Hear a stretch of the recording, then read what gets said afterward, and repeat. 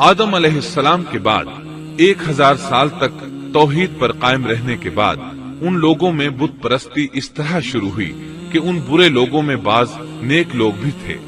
یہ برے لوگ ان نیک لوگوں سے بہت محبت کرتے تھے اور ان سے تقرب حاصل کرتے تھے، ان کی شان میں بہت مبالغہ کرتے تھے، جیسا کہ آج کل بعض لوگ علماء اور صالحین کی مدح سرائی میں زمین و آسمان کے قلابے ملاتے ہیں۔ یہی چیز بعد میں شرک کا ذریعہ بنی۔ امام بخاری رحمت اللہ علیہ نے سورہ نوح آیت 23 میں اللہ کے فرمان اور انہوں نے کہا کہ ہرگز اپنے معبودوں کو نہ چھوڑنا اور نہ ود اور سوا اور یغوث اور یعوق اور نصر کو چھوڑنا کی تفسیر کرتے ہوئے ابن عباس رضی اللہ عنہما سے روایت کی ہے۔ وہ فرماتے ہیں کہ یہ نوح علیہ السلام کی قوم کے بعض نیک آدمیوں کے نام ہیں۔ جب وہ فوت ہو گئے تو شیطان نے ان کی قوم کے دل میں یہ بات ڈال دی کہ جہاں وہ حضرات بیٹھا کرتے تھے وہاں ان کے بت بنا کر رکھ دو اور ان کو وہی نام دو جو ان بزرگوں کے تھے۔ انہوں نے ایسا ہی کیا اور پتھر کے بت بنا کر ان کے نام ان بزرگوں والے رکھ دیے۔ اس وقت تو بتوں کی پوجا نہ ہوئی، لیکن جب یہ لوگ فوت ہو گئے اور علم مٹ گیا تب ان کی پوجا ہونے لگی۔ ابن عباس رضی اللہ عنہما فرماتے ہیں نوح علیہ السلام کی قوم کے یہی بت بعد میں عرب میں پوجے گئے اور اللہ تعالی کے فرمان کا یہی مطلب ہے، یعنی ان نیک بزرگوں کے بت بنا لیے گئے اور آہستہ آہستہ ان کی پوجا شروع کر دی گئی اور سب لوگوں نے ایک اللہ کی عبادت سے انکار کر دیا۔ نوح علیہ السلام اکیلے اس دنیا میں موحد اور توحید پرست باقی رہ گئے۔ نوح علیہ السلام کا نسب کچھ یوں ہے: نوح بن لامک بن متو شلح بن ادریس۔ اس طرح ادریس علیہ السلام ان کے پردادا ہوئے۔ اس وقت لوگوں کی عمریں بہت طویل ہوتی تھیں، اس لیے ہم کہہ سکتے ہیں کہ ادریس علیہ السلام کئی 100 سال زندہ رہے اور نوح علیہ السلام 1000 سال سے بھی زیادہ عرصہ زندہ رہے۔ عمریں لمبی ہونے کی وجہ سے ادریس علیہ السلام اور نوح علیہ السلام کے درمیان کافی مدت بنتی ہے، اور اسی مدت کے دوران کفر و شرک نے زور پکڑا اور بتوں کی عبادت شروع ہو گئی۔ تب اللہ تعالیٰ نے نوح علیہ السلام کو زمین میں مبعوث فرمایا۔ ابن عباس رضی اللہ عنہما سے روایت ہے کہ نبی صلی اللہ علیہ وسلم نے فرمایا آدم علیہ السلام اور نوح علیہ السلام کے درمیان 10 قرن تھے۔ ایک قرن 100 سال کا ہوتا ہے۔ آدم علیہ السلام کے 1000 سال بعد تک لوگ توحید پر قائم رہے، پھر آہستہ آہستہ شیطان نے انہیں شرک کے راستے پر ڈال دیا۔ شرک عام ہو گیا، ایک اللہ کی عبادت بالکل ختم ہو کر رہ گئی۔ تب اللہ نے نوح علیہ السلام کو مبعوث فرمایا۔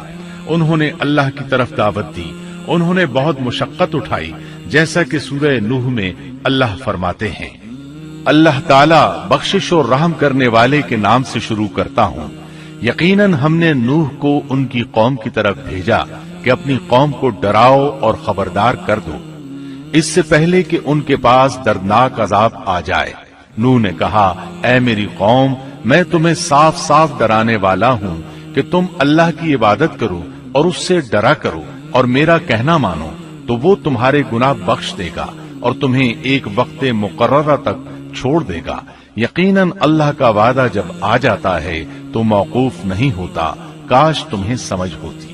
نوح علیہ السلام تبلیغ کے سلسلے میں سخت محنت کرتے، دن رات لوگوں کے گھروں اور ان کے اجتماعات میں جا جا کر انہیں دعوت دیتے۔ آپ انہیں اعلانیہ اور پوشیدہ طور پر دعوت دیتے، یہاں تک کہ دعوت دیتے دیتے انہیں 950 سال گزر گئے، لیکن سوائے چند لوگوں کے کوئی ایمان نہ لایا۔ تب انہوں نے اللہ سے دعا کی اے میرے اللہ، میں نے اپنی قوم کو دن رات تیری طرف بلایا، لیکن میرے بلانے سے یہ اور زیادہ بھاگنے لگے۔ انہوں نے اپنے کانوں میں انگلیاں ٹھونس لی، اپنے اوپر کپڑے اوڑھ لیے اور کہنے لگے ہم تیری شکل دیکھنا نہیں چاہتے۔ میرے اللہ، یہ لوگ تیری باتیں سننا پسند نہیں کرتے۔ میں نے پھر بھی ان سے کہا اپنے مالک سے بخشش طلب کرو، وہ بڑا بخشنے والا ہے۔ اس وقت نوح علیہ السلام کی قوم میں ایک بادشاہ تھا، وہ بہت مغرور تھا۔ वो कौम से कहने लगा, नूह की बातों पर कान न धरना और न इससे बहस करना। ये जो करता है इसे करने दो, तुम अपने बुतों की पूजा पर डटे रहो। चुनाचे लोगों ने नूह अलैहिस्सलाम की बातों की तरफ से कान बंद कर लिए, अपने बादशाह की बात पर अमल करने लगे। तब नूह अलैहिस्सलाम ने अल्लाह से फरियाद की, ऐ परवरदिगार, ये मेरा कहना नहीं मानते, उन लोगों की सुनते हैं जिनकी औलाद और माल ने उन्हें फायदा तो न दिया, उल्टा नुकसान पहुंचाया, और उन्होंने मेरे साथ बड़ा दाव किया, यानी दूसरों को मेरे दरपे कर दिया। खुद भी मुझे सताने में कोई कसर न छोड़ी, और आपस में एक दूसरे से कहने लगे, अपने देवताओं को न छोड़ना, न वद और न सुआ और न यगूस और न यऊक और न नस्र को छोड़ना।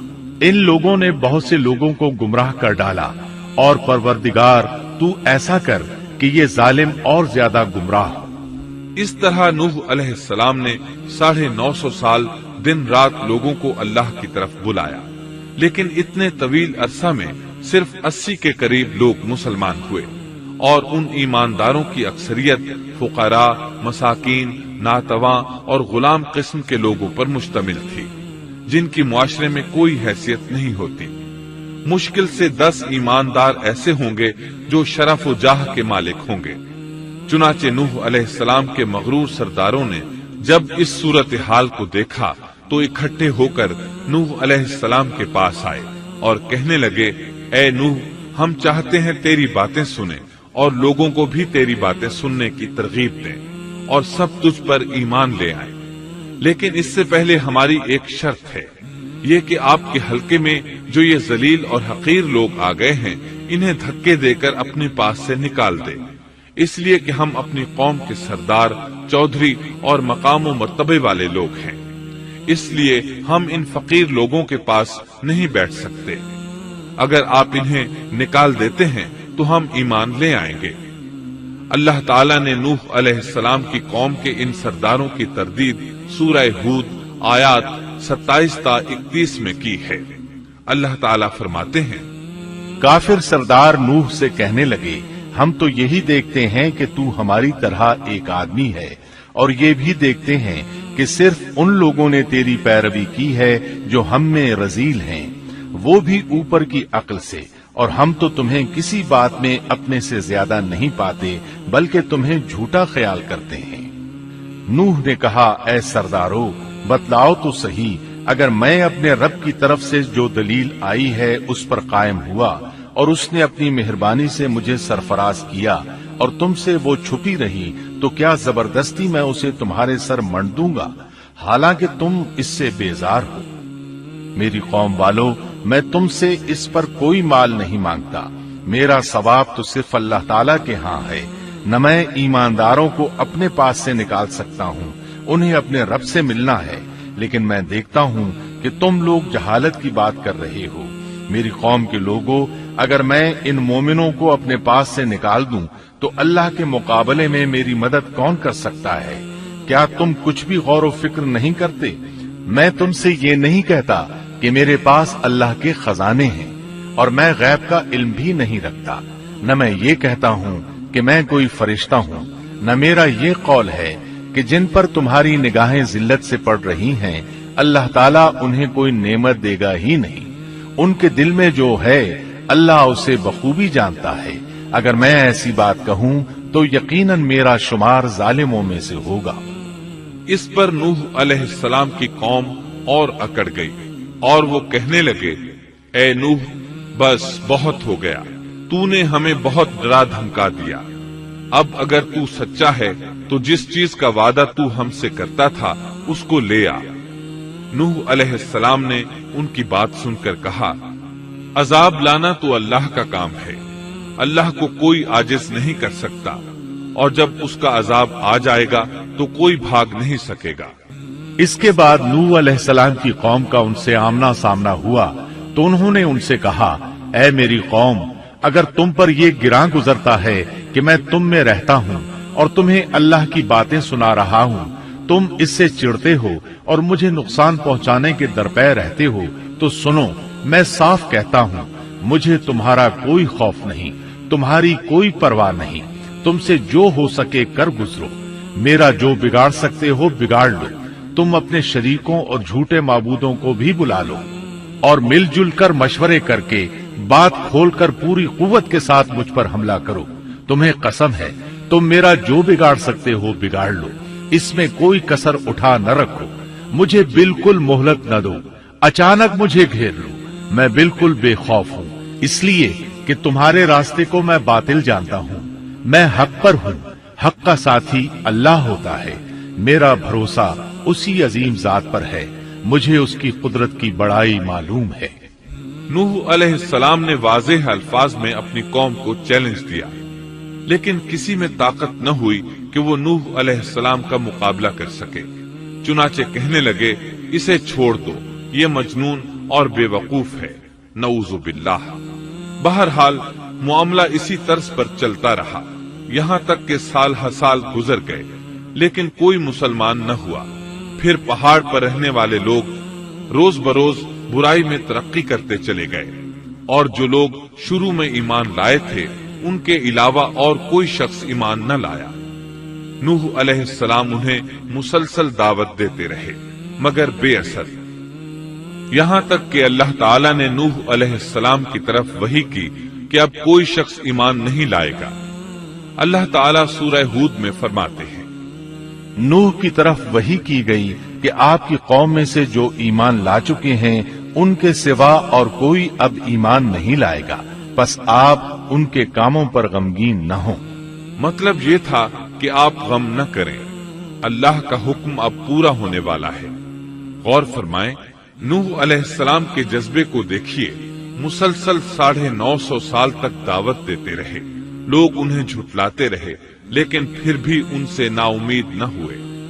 अब जबकि अल्लाह की तरफ से वही आ गई कि उनमें से और कोई ईमान नहीं लाएगा और किसी में ताकत नहीं कि उन्हें हिदायत अता फरमाए, तो नूह अलैहिस्सलाम नाउमीद हो गए और उन्होंने अपनी कौम पर बद्दुआ की।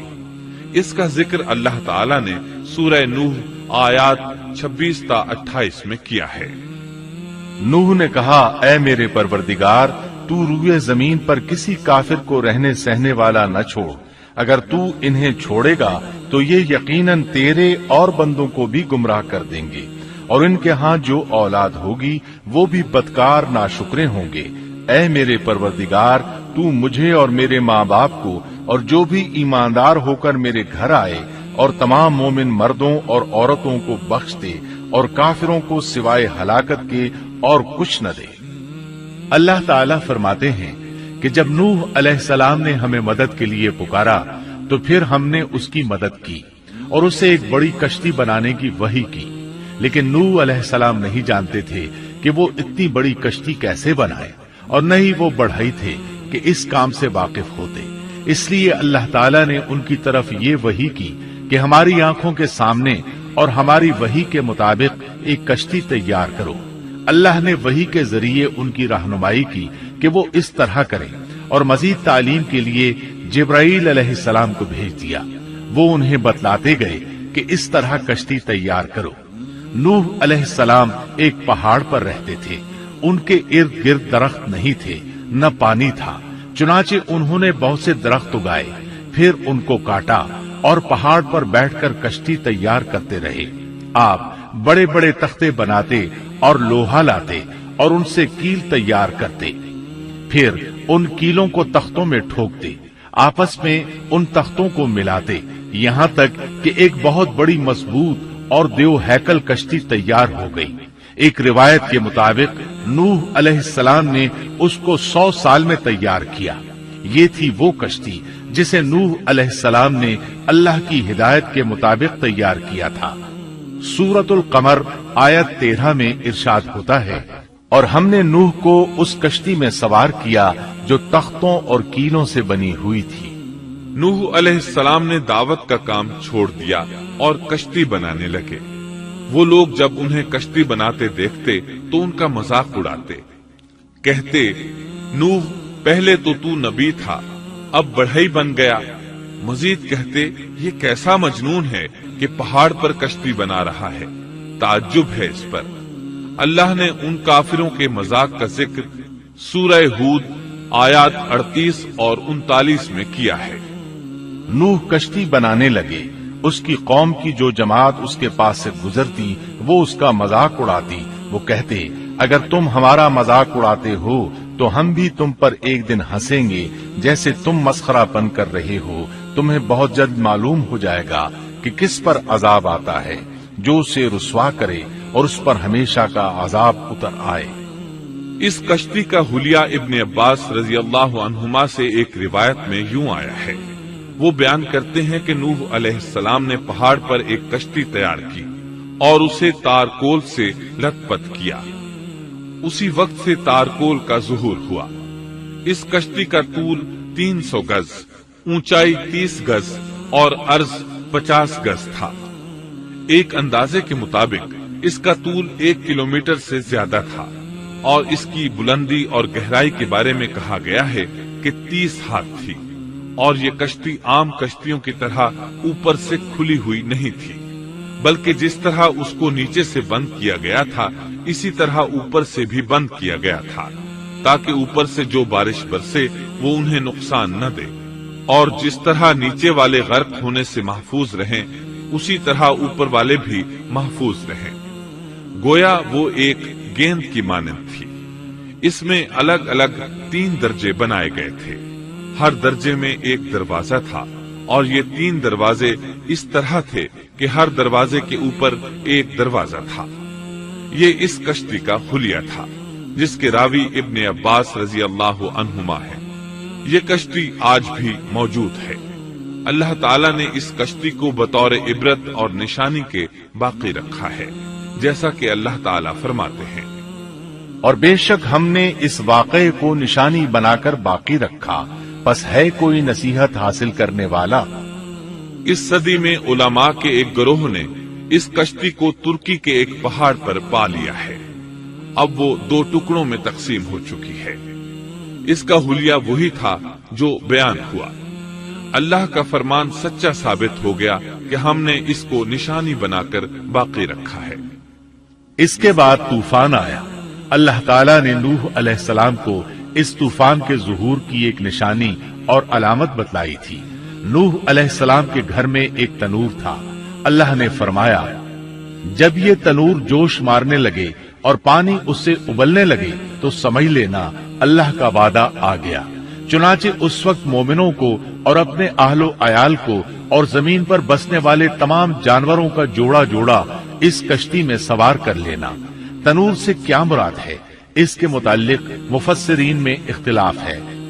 बाज कहते हैं कि इससे मुराद एक चश्मा है जो जमीन से निकलता है, लेकिन राजे रिवायात के मुताबिक इससे मुराद मारूफ तनूर है जिसमें आग जलाकर रोटियां पकाई जाती हैं।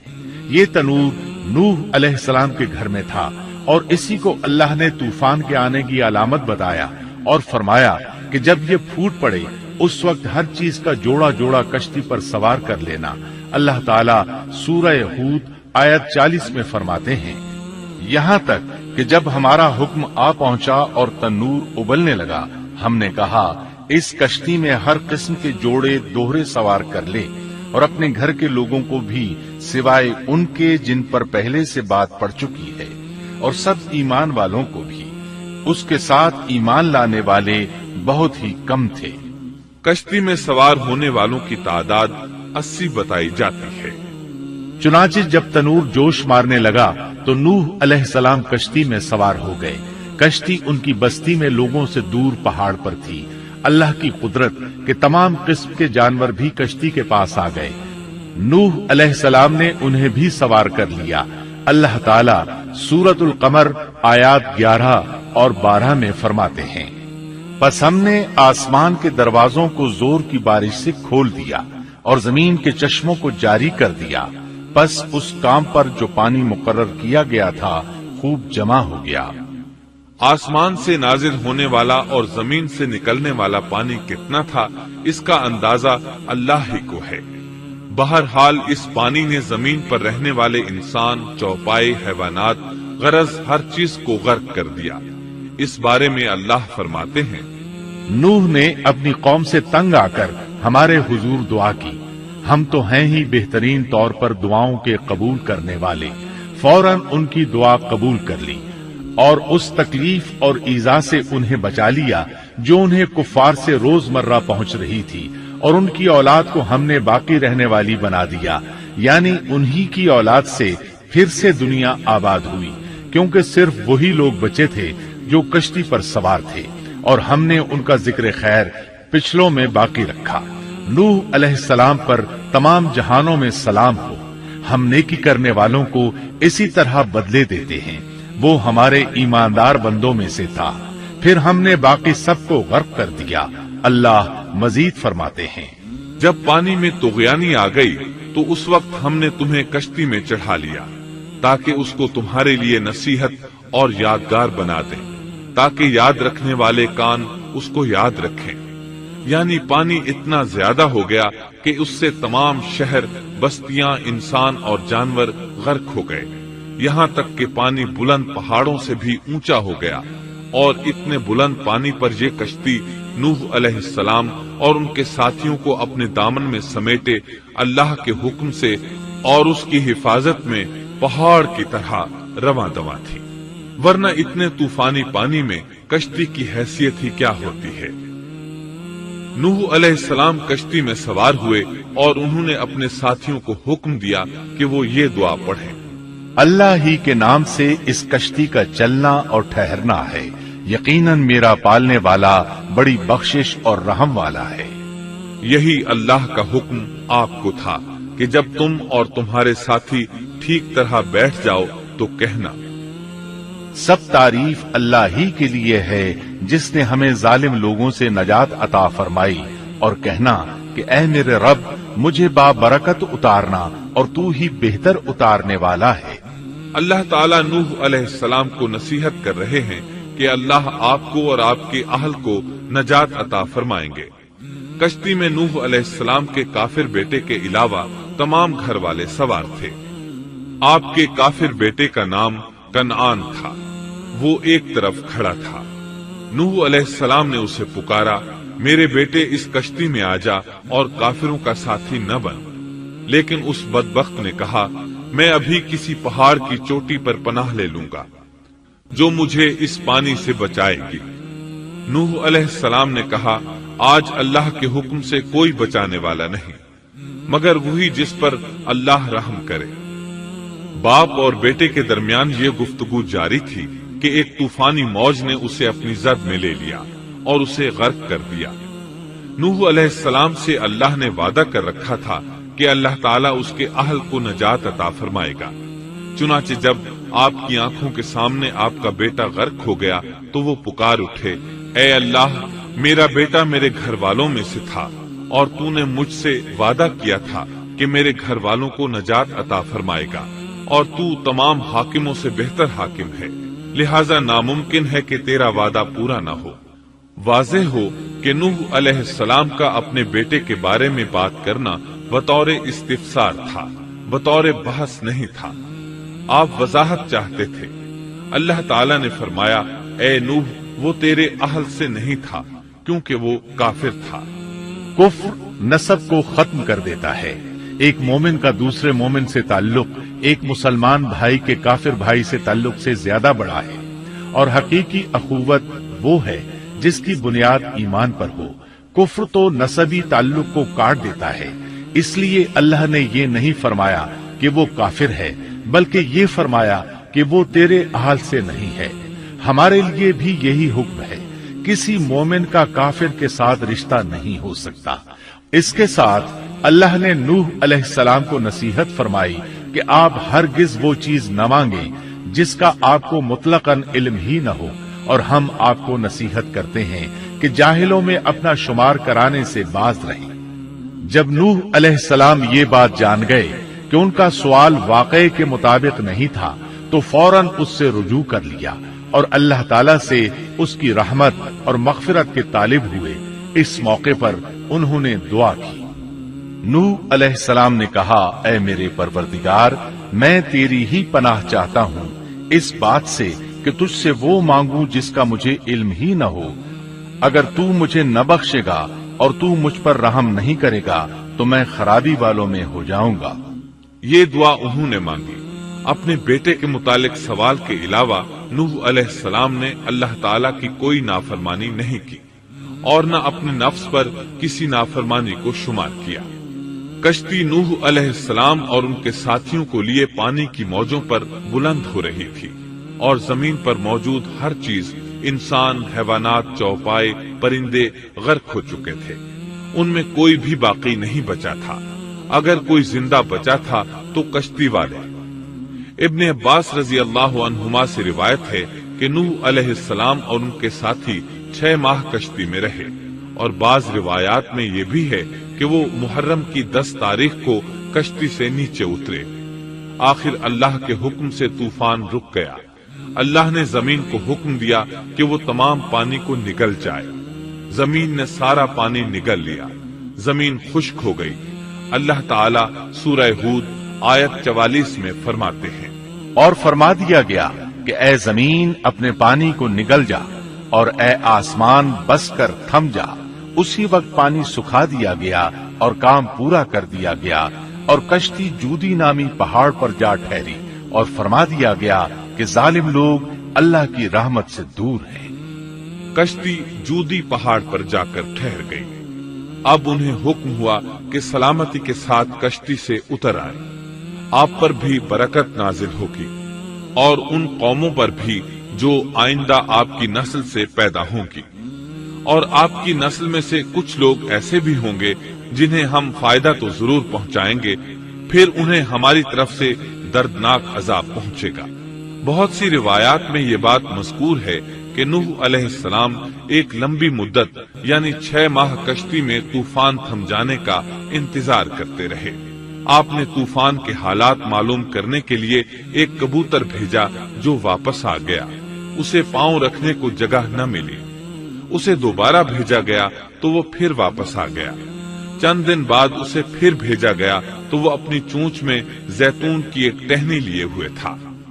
اس سے نوح علیہ السلام نے معلوم کر لیا کہ پانی زمین سے کچھ ہی اونچا رہ گیا ہے اور درخت وغیرہ اگ چکے ہیں۔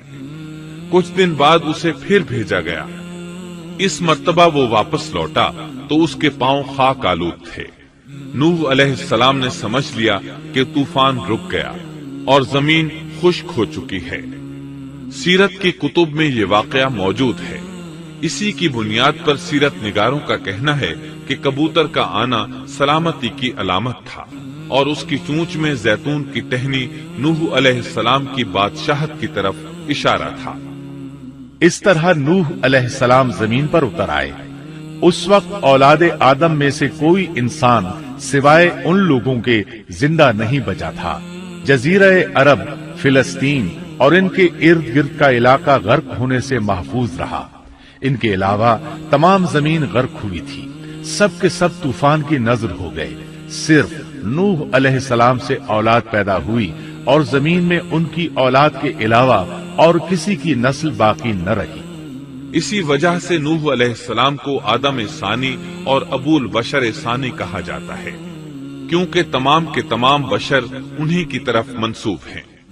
سورۃ الصافات آیات 75 تا 77 میں اسی طرف اشارہ ہے۔